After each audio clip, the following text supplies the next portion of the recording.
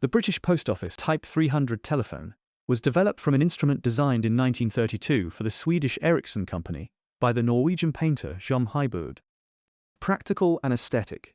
It was adopted by the BPO in 1936, and examples were still being fitted in some new installations over 30 years later.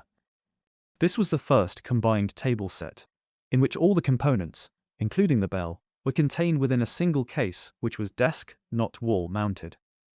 Earlier instruments, such as the well-known pillar or candlestick Type 150, had invariably needed a separate bell set and/or battery.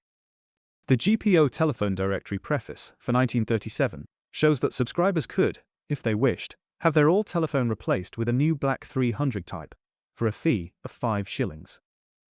For 30 shillings, they could choose from Chinese red, Jade Green, or Ivory. Or for £3 13 shillings and sixpence, an instrument could be supplied in any other colour, of which a sample was provided.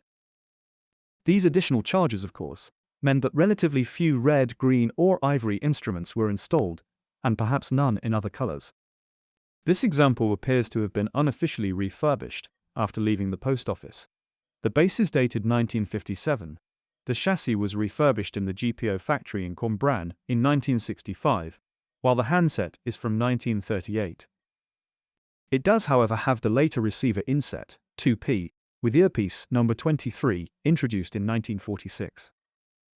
The 164 handset was designed in 1929, and most are black Bakelite. Colored handsets made before the Second World War were ureoformaldehyde. The crazing of the handset here shows that this is a less stable compound than the post-war Diacon used for the earpiece, mouthpiece, and body. The dial is a GPO number 12 trigger type. Patented in 1939, the number 12 was not issued until the early 1950s. Like the number 10, the 12 has 5 terminals, although the 5th is unnecessary in most cases. The correct order for the 5 colors of the dial cord, blue, slate, brown, pink, orange, gave rise to the infamous mnemonic, "Bill said the post office." The 5th wire, and the numerous terminals of the 332, allowed it to be adjusted for use with various extension arrangements, also a feature of the 700 series but not found on many similar sets worldwide. Another uniquely British feature is the drawer, in which a dialing instruction card can be kept. And here's what this 332 sounds like.